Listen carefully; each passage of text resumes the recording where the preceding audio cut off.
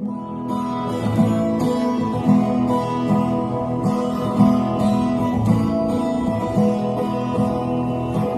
makinig, matuto. Manood, makinig at matuto. May aral natin ang kwento ng bayan ko.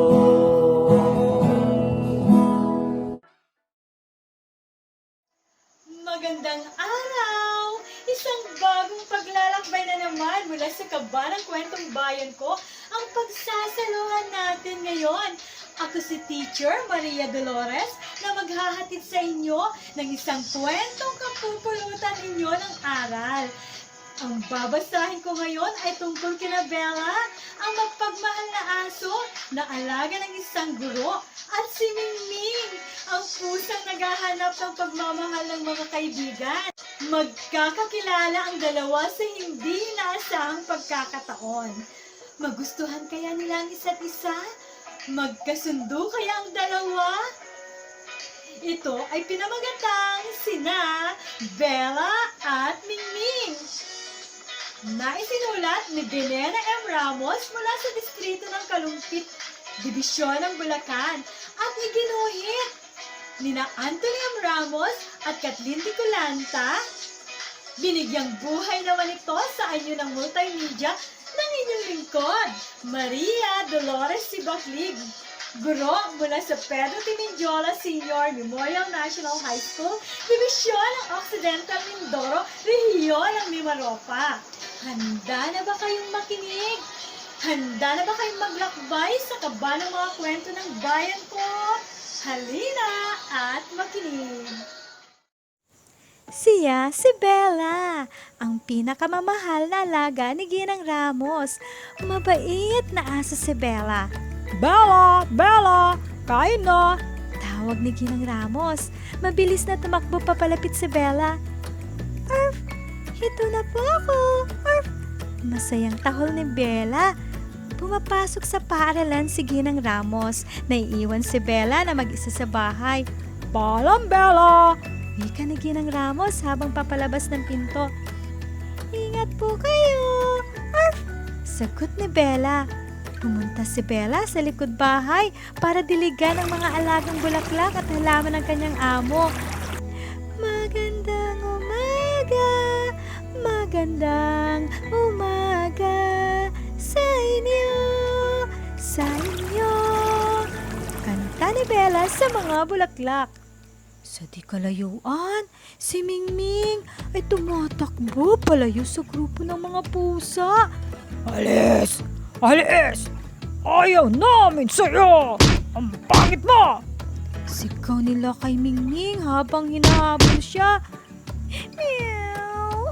Gusto ko lang kayong maging kaibigan. Meow! Naluluhang wika ni Mingming. Ayaw namin sa'yo! Huwag ka nang babalik sa lugar namin! Banta ng mga pusa. Napunta si Mingming sa isang madilim na kalye. Naiwan si Mingming na umiiyak. Meow! Bakit ayaw nila ako maging kaibigan? Naluluhan niyang tanong sa sarili. Nakita niyang isang kahon. Dito na lamang ako titira, sabi ni Mingming sa sarili. Kinabukasan, nakaramdam ng gutom si Mingming. Naglakad-lakad siya para humanap ng makakain. Napunta siya sa isang karinderya. Sa wakas, magkakakain na ako! Masayang sambit ni Mingming. Hindi pa nakakalapit si Mingming ay hinarang na siya ng may-ari ng karinderya. May dala itong siyanse. Alis diyan! Pagtataboy ng may-ari. Huwag kang lalapit dito! Galit na sinabi ng lalaki. Nakita ni Bella mula sa likod bahay ang pangyayari. Agad lumabas si Bella upang pigilan ang kapitbahay na saktan si Mingming. Huwag po! Huwag po ninyo siyang saktan. Arf! Patahol na pagtatanggol ni Bella. Isinama ni Bella si Mingming sa likod bahay. Ako si Bella. Anong pangalan mo? Saan ka nakatira? Tanong ni Bella.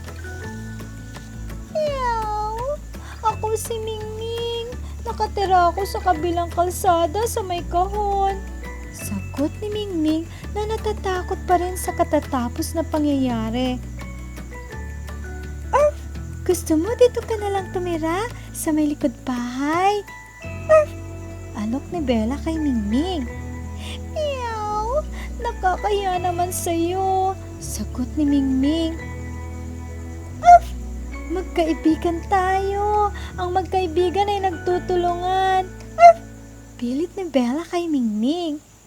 Meow! Sige, kung walang magagalit.